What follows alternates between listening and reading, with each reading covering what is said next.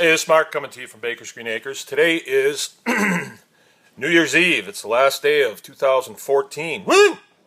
And it's also the beginning of winter here in northern Michigan. We've had some really nice weather, and today it's cold. It's like 8 degrees and it's blowing. So anyway, I'm going to title this Northcutt 3. I went back and reviewed some of the other videos that I had made last night, and I stand with everything that I said. I think we've established that we do have a supreme law here in the United States of America, and that is the U.S. Constitution. And supreme is defined in Black's Law Dictionary as you can't add to it, you can't subtract from it, and nothing is above it. So that would mean no state law is above it, no local ordinance is above it, no order from the barber is above it, no order from your mom is above it. It is the supreme law of the land.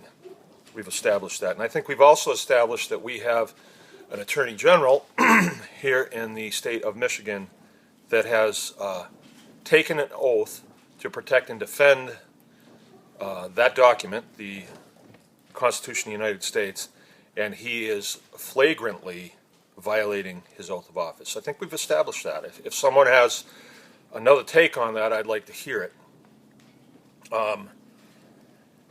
Okay, and so what are we going to do about it? First of all, I'd like to talk about some of the rhetoric that I've heard coming out of his office.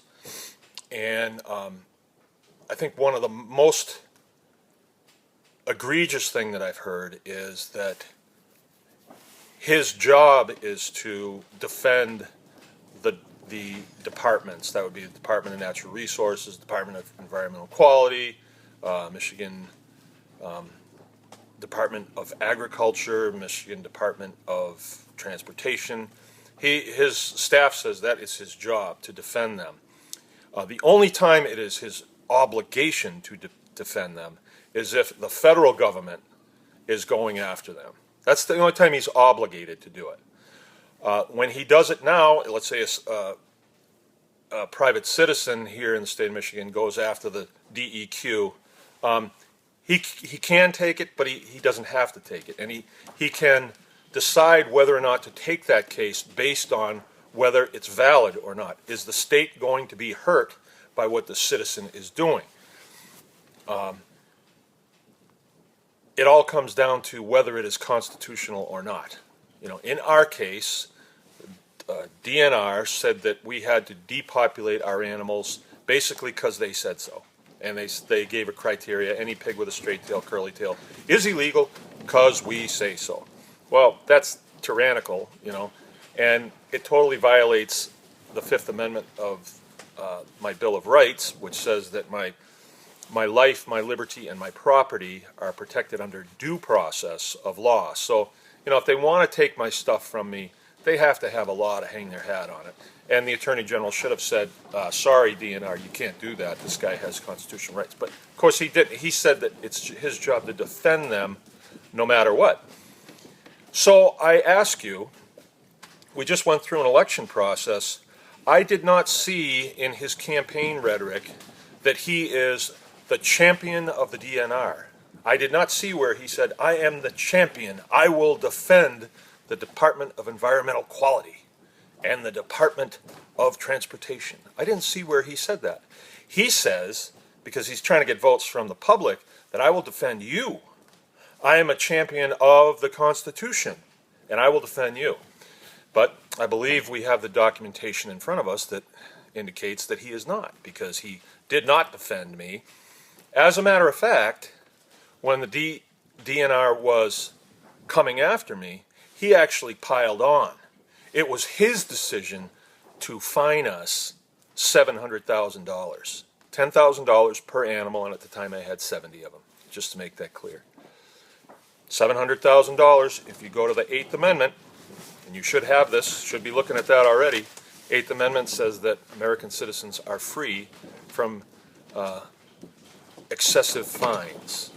A few other things, but excessive fines is the big one. I would say $700,000 is excessive. Okay, so I think we've established all that. Okay, now what do we do? Now what do we do?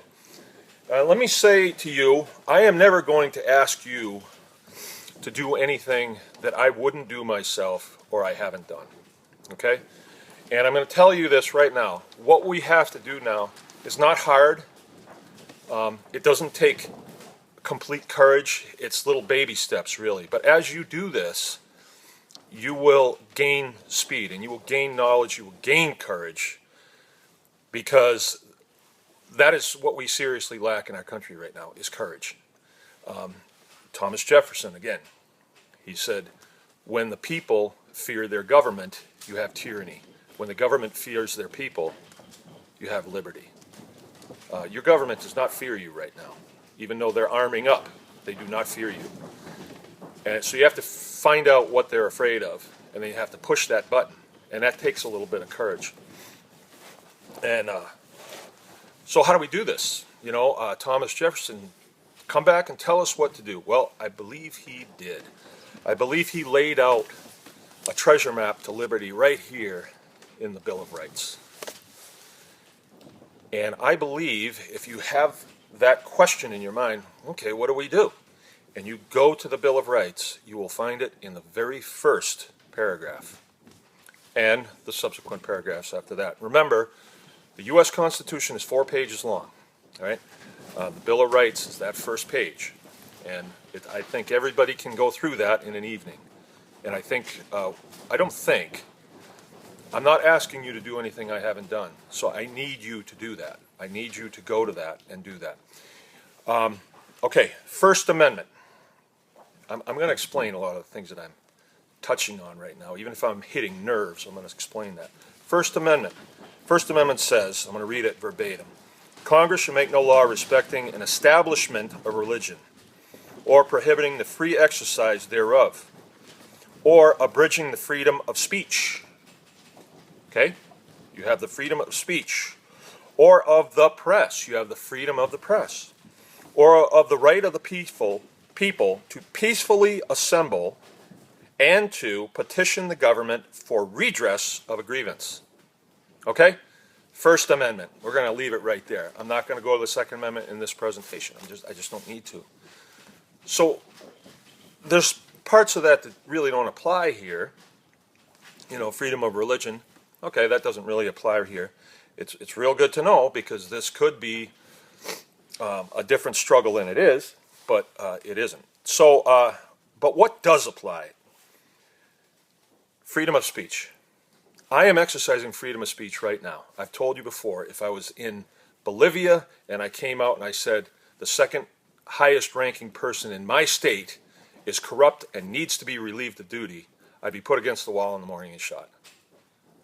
Or if I said this at a family gathering, somebody would call the sheriff and say, hey, you know, Mark's talking bad about Bill Schuette. And I'd get a phone call. But in this country, with that amendment right there, I'm free to do that. I am free to say that this guy is bad, bad for our country, bad for our families, bad for our citizens. You can't send the state police up here to arrest me for that. It's within my rights to do that. Now, let's talk about tyranny and freedom of speech. Tyranny and freedom of speech. Do they go hand in hand? No, they don't. One of the first things that a tyrannical operation loves to do is to control information and the flow of information. People to people, they control free speech. They always take over the airwaves. And there's hard tyranny and there's soft tyranny. I think you could argue in our country that the airwaves are softly corrupted. I mean, you never heard about the feral swine thing in anything other than local news publications or TV and radio that was truthful. Whenever it made it to a federal level, it was not truthful. It had the state's spin on it, or the DNR spin on it, and they were able to control that, and they did a very good job. But they cannot control each and every one of you. You guys know the truth. There's 1,000 people that saw my last video. Let's see My adversary, let's see Bill Schuette get 1,000 people to send a letter to me. You think he can do that? You think he can get 5? I don't think so. This is what I need you to do. I need you to exercise your freedom of speech as if it is a sword. Not like if you just feel like it. You need to do it. You need to do it because we are losing. Our side is losing here. Their side is more and more taking over and taking our rights. And if you do not exercise it in this case, you will lose it. So I'm asking you to do that. How do you do that? All right. I shouldn't really have to go through this. I think people could probably figure it out. But, okay, we can make phone calls to the Attorney General's office. Oh, well, I don't know what to say, Mark. Well, that's easy. Ask questions. Ask questions. How about, is the U.S. Constitution the supreme law of the land? Ask that question. See where you go. Is $700,000 an excessive fine? Ask that question. Do you plan to continue to trounce the Constitution in the future? Is there any repentance for the damage that you've done to Michigan families, while trouncing people's rights? Things like that. Come up with questions like that. The phone calls are good, ties them up, lets them know that we're out here. But what is even better, and this is my plan, is I would like people to email the Attorney General's office with questions and demand that these questions be answered. Remember, you're the boss. Demand that these questions are answered in writing via email. And then get those to me. Forward those to me. Freedom of speech. There's a gathering called the Powwow, where all the patriot groups come together. Some of them are Tea Party groups. Some of them are, I don't know, they don't call themselves Tea Parties. Whatever, it doesn't really matter. They're people that are concerned about the direction of our country. And I will have that compilation of emails, and I will make that available to people to see. So they will be able to hear your question to the Attorney General's office, and then the Attorney General's staff's response to your question. And now, you people that are watching this, you've got to know that the first people to click on my videos is the Attorney General's office. So they're going to know what we're going to do, so they're going to be reluctant to answer you, but they have to. They work for you. Now you tell them that you need those by the 8th of this month. You need answers by the 8th. You're the employer. You say there's a deadline. I got to have these by the 8th. If you do not receive an answer by the 8th, I need to know.